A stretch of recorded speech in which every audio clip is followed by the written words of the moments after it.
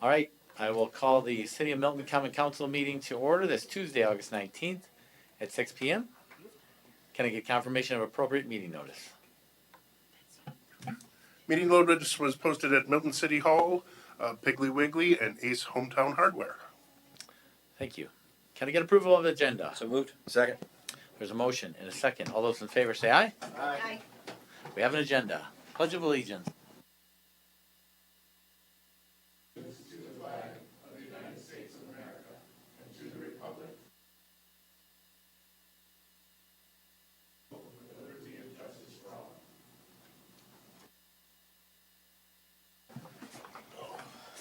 Public comments regarding items which can be affected by council action.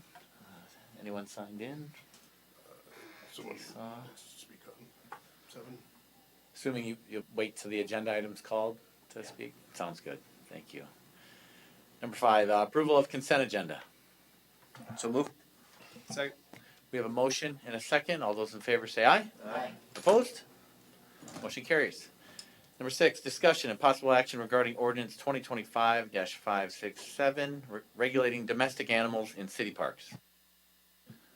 So this is the ordinance for regulating the use of baseball diamonds as kind of like the dog park areas that we talked about at the last meeting.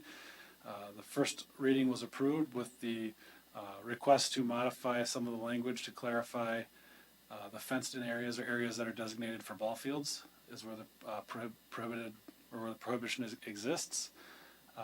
So yeah, just up for the second and third reading here tonight, or the second reading, and if you choose, you could waive the third reading as well. So.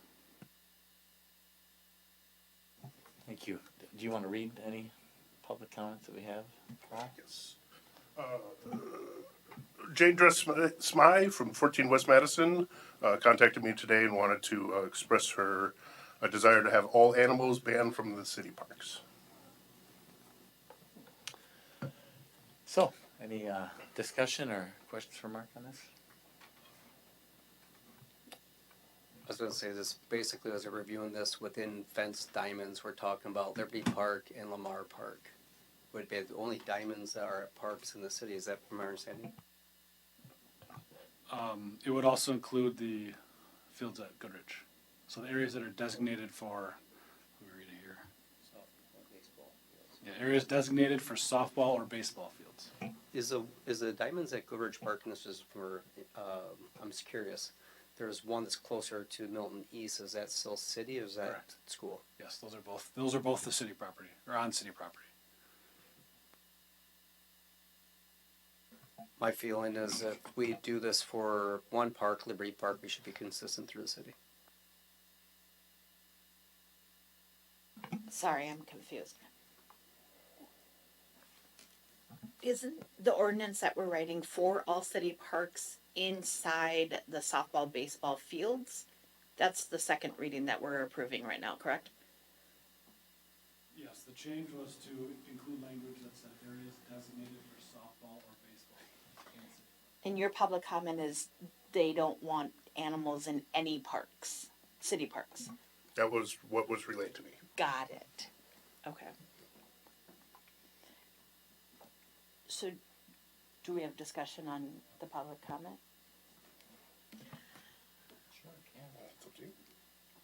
My opinion is to not include all city parks. There are people that do respectfully walk their animals through city parks. It's off street, it's, a place to recreate, and I think if people are going to use our facilities, that we keep that open to leashed animals outside of areas designated to baseball, softball. I would agree with that. Just limit it to the areas designated for baseball and softball. Personally, I agree with you. There are people that, like we had this last weekend at Goodrich Park, and there were people walking with their dogs. There were no issues. It was a wonderful day. There's no reason to prohibit that. If they're on leash and they're cleaning up after their dogs, fine. But I also, again, as the last meeting, I don't see the point of letting your dog come out onto the baseball field where it's groomed and all that's happening. So I agree with the way this second one is written. I agree with the way the second one is written as well.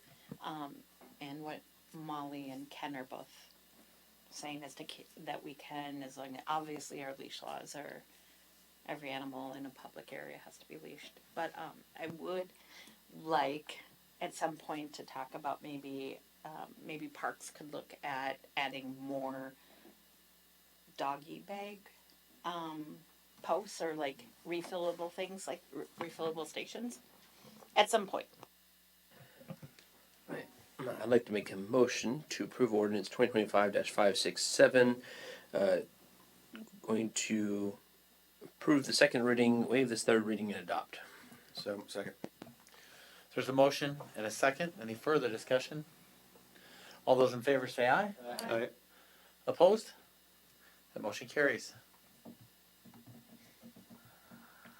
Number 7, discussion and possible action regarding ordinance 2025-568 concerning speed limits on specified city streets.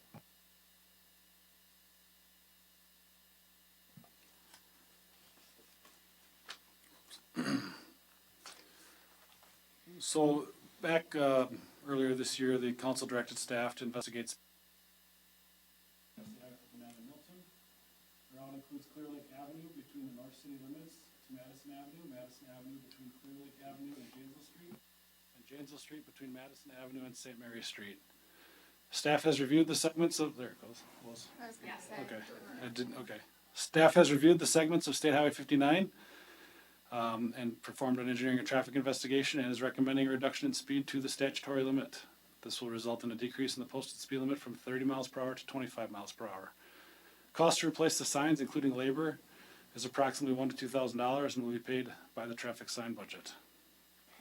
City administration recommends approval of ordinance 2025-568, amending section 70-64 of the Code of Ordinance concerning speed limits on specified city streets. Thank you. You wish to speak now? Just your name and address in 3 minutes, please. Alrighty. Name's Pete Petroff, 5 South John Paul Road in Milton. Thanks for all the hard work you're doing on that, Mark. I appreciate it. A couple of quick things. Linda and I live on that corner, as you all know. We see what goes on every day. So one of the quick internet searches I did today was time. What's it going to cost anybody additionally if the whole Highway 59 end to end in Milton is 25 miles an hour instead of 30? It's going to cost them 0.6 minutes for the whole drive, right? And on the safety side of that, stopping distance for a Ford F-150 truck, which is what I drive, goes from 110 feet at 30 mile an hour down to 85 feet at 25 mile an hour. So when you're talking safety of intersections, safety of school zones, you can stop 2 full car lengths shorter at 25 miles an hour. So again, precedent's been set. Friends in Edgerton, Highway 59 is 25 miles an hour the entire way. Whitewater, 25 miles an hour through the whole city. Palmyra, 25 miles an hour through the whole city. Milton actually has 3 schools along that route. So I think moving it to 25 is a really good idea, and I appreciate you guys' hard work. Thank you. Okay, Pete did a bunch of research for all of us, so there we go. I did have one question. 0.6 a minute, how many seconds is that? Probably 40. So it says we did a traffic investigation. Did we actually do a traffic study? We collected speed using the radar signs, and then there was 4 criteria. I have a paper copy here of what we looked at, but it followed the facilities development, or the Wisconsin DOT traffic guidelines. Were you able to figure out what the 85th percentile was as far as the traffic? The 85th percentile speed on the majority of the route is around 30 miles an hour. I think one stretch where we had the signs was 27, a couple were 32, so it's right around that 30. And if I'm right, the standard is still to try to usually stick with the 85th percentile? That is one of the criteria that is used to determine speed limits, but evaluation of roadway environment and characteristics, assessment of geographic context, review of crash information, and measurement of prevailing speeds are the 4 criteria that are looked at. And I assume as far as crashes go, it's a lot of those crashes that have occurred on intersection John Paul. That's kind of affecting some of this as well. Correct. That's where the majority of the crashes along the route have occurred. And that's where we're gonna be installing a stop sign, right?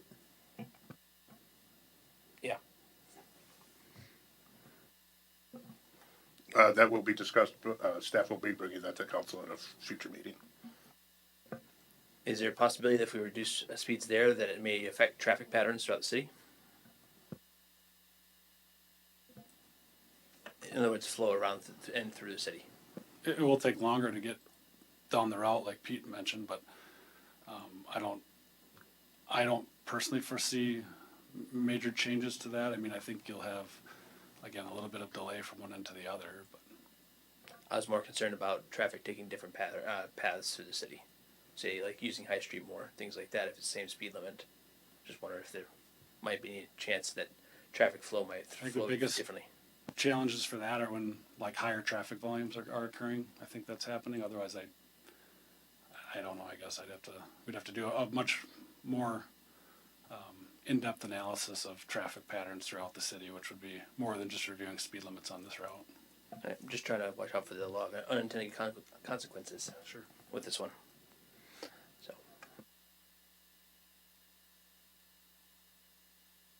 And I'm bringing it up because we had a discussion about changing Parkview speed back a few years ago, and we'll say that we had a little more information. We did more traffic studies and stuff like that on that one, and just trying to look out for anything that causes variance. And one of the questions at that time with that intersection, that road, had to do with what if there's new development, things like that, which we're now seeing that new development that's taken place. So, and that was an increase in speed rather than a decrease, which we're doing a decrease here.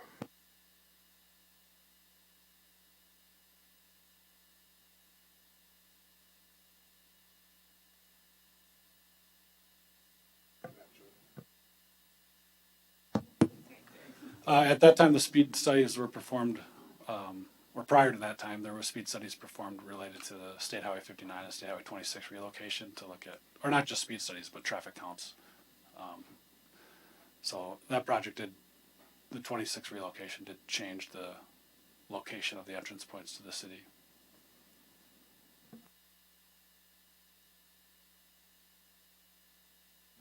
Any other thoughts or discussion points or motion? I make a motion to approve ordinance 2025-568, amending section 70/64 of the Code of Ordinances concerning speed limits on specified city streets and waiving the second and third reading and adopting. Second. We have a motion and a second. Any further discussion? All those in favor say aye. Aye. Opposed? Aye. That motion carries.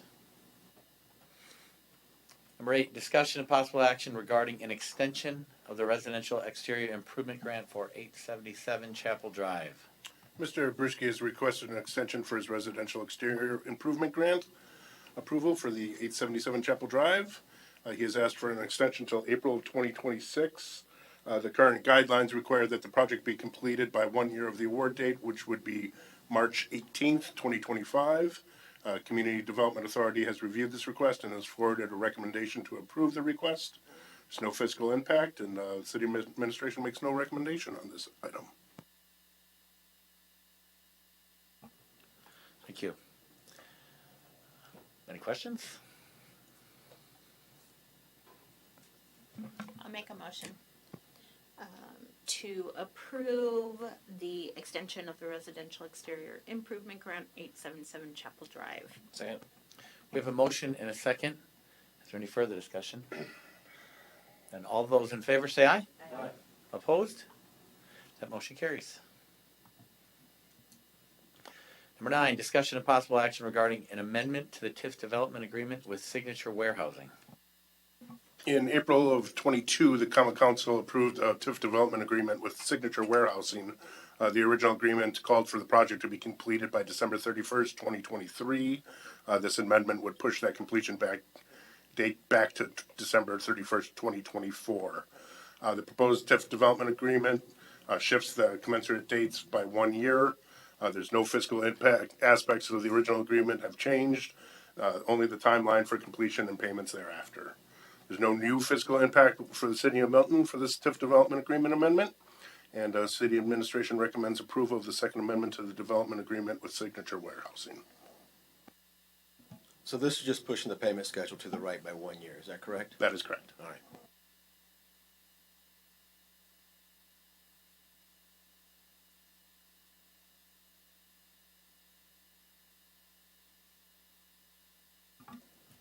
I make a motion to approve the second amendment to the development agreement with Signature Warehousing. A second.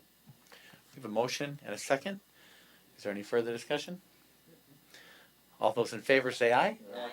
Opposed? That motion carries. Number 10, discussion and possible action regarding accepting a proposal for financing of the 2025 TID number 7 project. The city had received 3 proposals for financing of the 2025 TID number 7 project. To fund the project, we will need to borrow $1.7 million. The proposals are as follows. Bank of Broadhead provided an interest rate of 3.51, origination fee of $8,500, and the yearly payment for 6 years would be $319,159.83. Bank of Milton provided an interest rate of 5.79% with no origination fee. Those yearly payments for 6 years would be $344,340.52.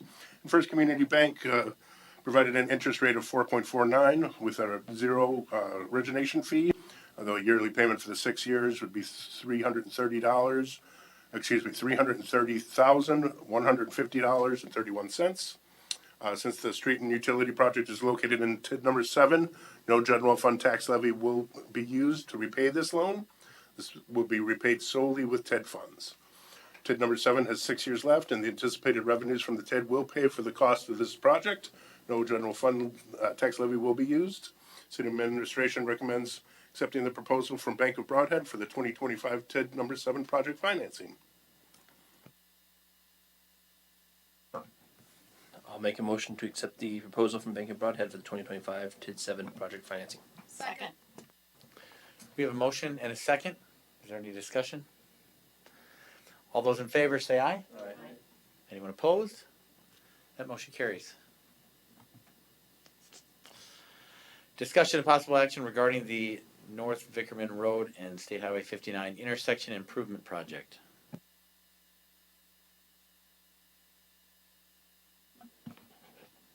This project includes the reconstruction of approximately 1/2 mile of North Vickerman Road and improvements to the intersection of Vickerman Road and State Highway 59 in the city's East Side Industrial Park.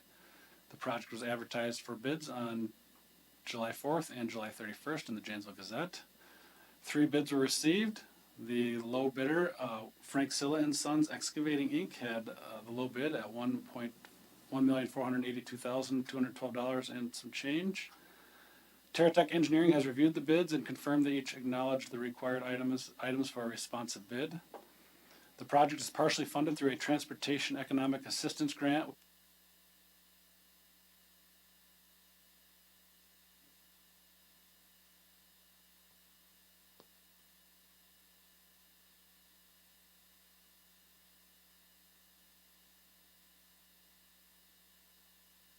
Yeah, we lost you at the tail end, but. Any questions for Mark? Or a motion? I move awarding the project to Frank Silla and Sons Excavating Inc. Second. We have a motion and a second. Is there any further discussion? All those in favor say aye. Aye. Anyone opposed? That motion carries. Number 12, discussion and possible action regarding a proposal from Angus Young for design and bidding services for the Milton Public Library building HVAC system. No. There we go. There you go. Angus Young has completed a review of the existing library HVAC system and prepared several alternatives. Prepared several alternatives for review. The process included discussion with the city staff and library board. A final report was prepared and presented to the library board. The recommendation from Angus Young and the library board is to proceed with alternate 2 in the attached report. The recommendations were made with consideration of the existing building, needs of the library staff, and materials at the library, as well as energy efficiency, operational costs, maintenance, impact of construction on library operations, and overall project cost. An alternate will be included in the design to further evaluate the construction versus operational costs of a component in the project. The design proposal provides for the preparation of construction documents and bidding services to obtain pricing for the proposed improvements. Similar to the previous agreement with Angus Young, this is a fixed fee plus reimbursable expenses. The total fixed fee for the design and bidding project is $25,200 and will be partially funded with funds that were allocated in the budget amendment passed February 19th, 2025 that remain after the HVAC alternative analysis report was completed. The remaining $18,250 could be funded through the capital fund. City administration recommends approving the proposal with Angus Young for the library HVAC design and bidding services and using the funding the work with the capital fund.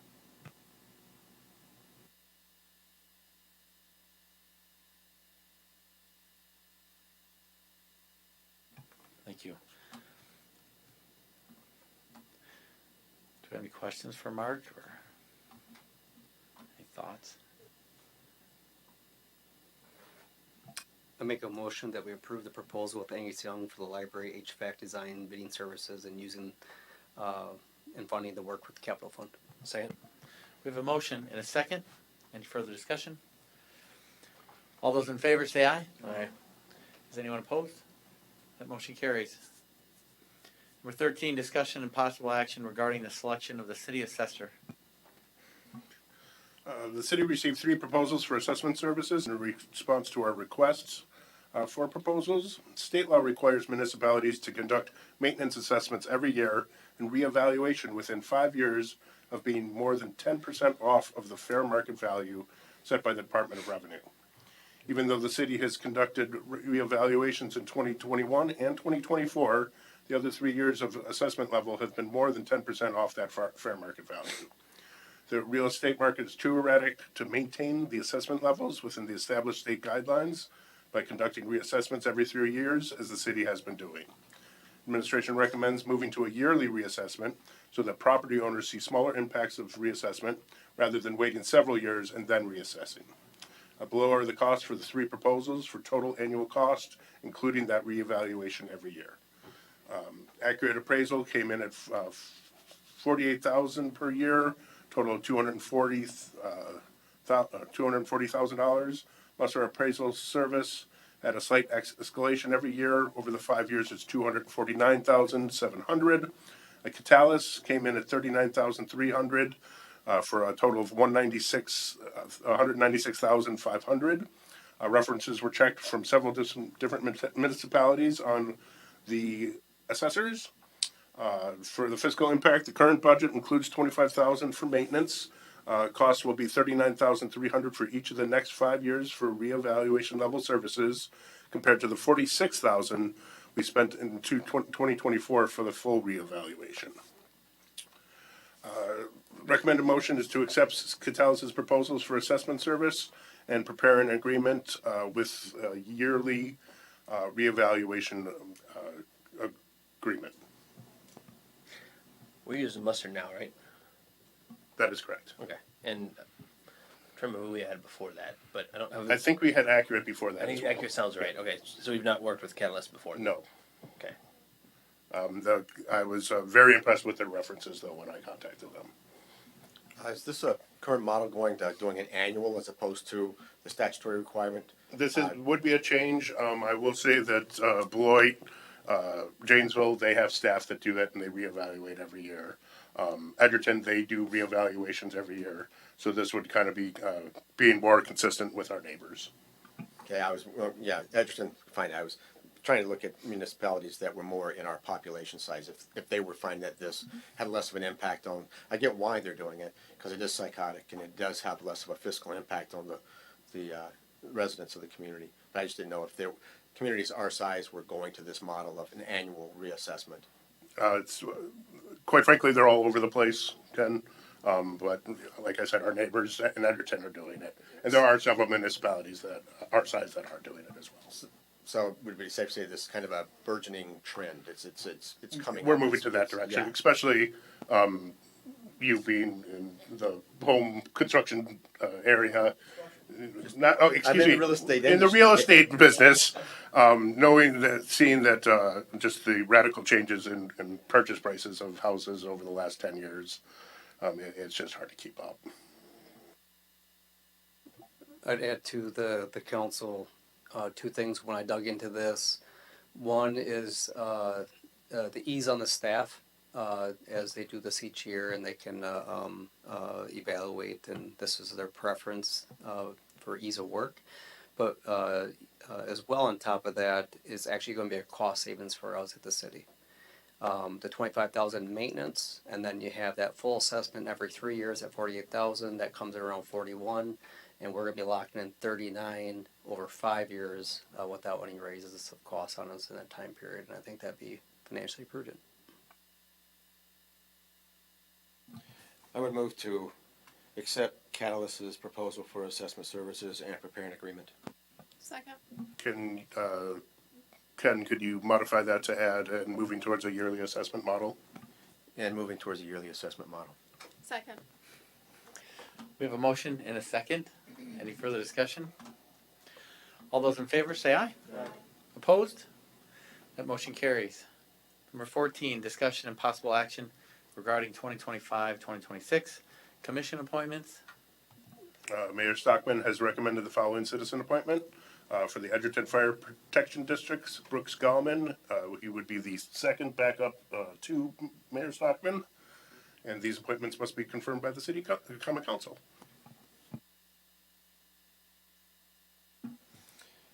I know Brooks personally, and I know his skill set and his training, so I do personally feel he would be an asset to this position. I make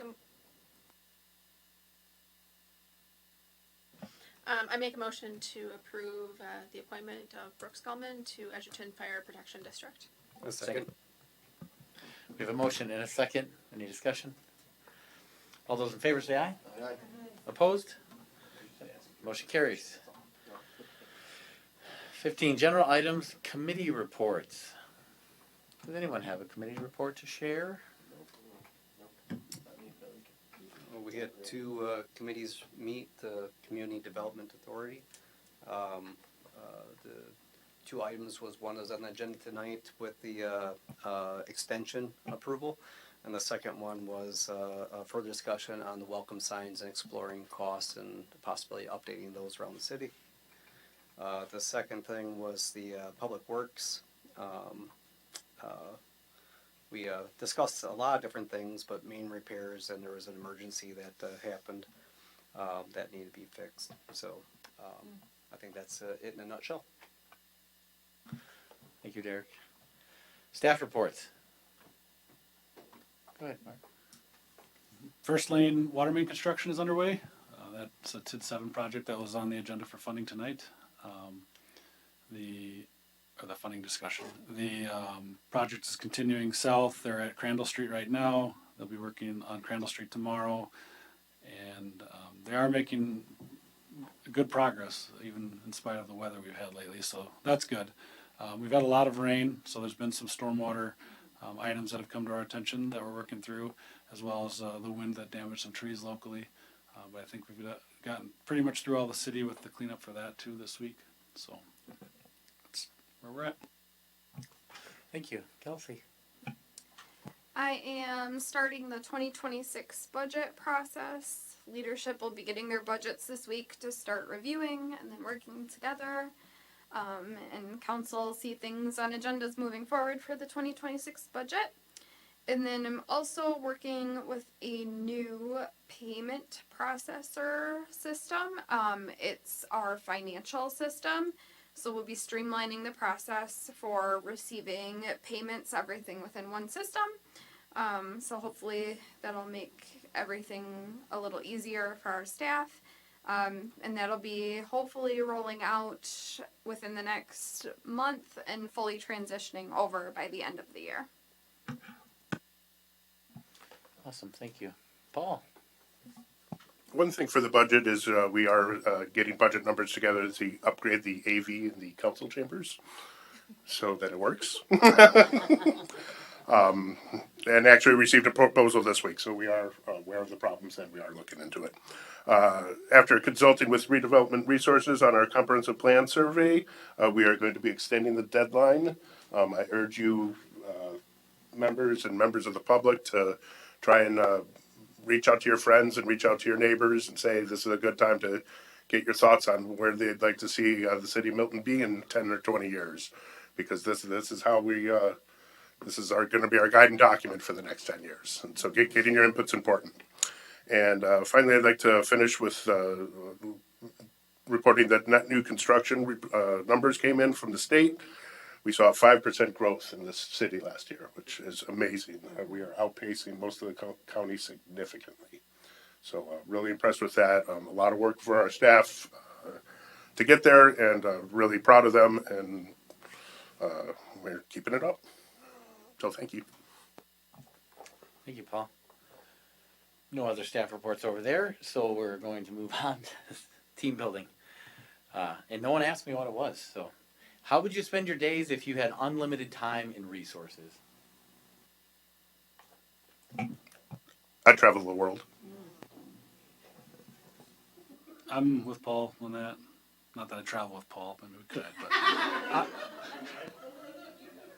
That's special. I'll throw my hat in that ring too. Kind of. I would travel the world, but I would try to go to specific places where people need help. If I had unlimited resources and time, there's a few gajillion people in the world that need that more than I do. So I would be going to those places and trying to best use those resources there. Stole my thunder. Yeah, I quit my job. That's what I do. That's for sure. I mean, I like my job, but quit my job and then travel and volunteer in the other part.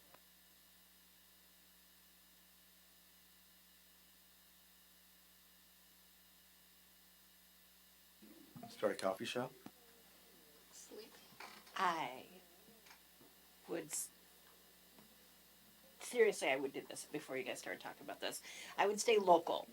I mean, I would travel in my downtime, but I would stay local, and I would want to start a lot of foundations to help struggling small businesses, teen moms, single parents, housing, setting up structures that, and get really, really smart people together to figure out how we could be more sustainable, self-sustainable.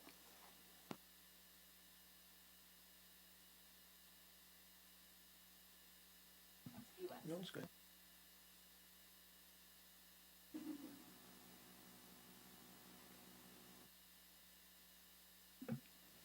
I'll hop on the travel bus with everyone else.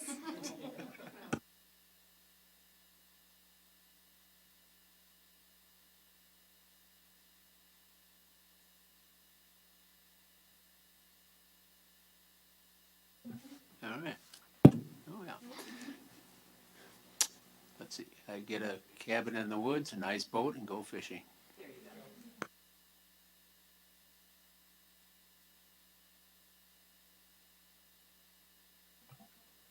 I would be helping a lot of needy children around this area as much as I could. And plus, we'd have an even better 4th of July. I like the travel idea: boating, beaches, scuba diving. That's where you'd find me. Yell it out, folks from the audience.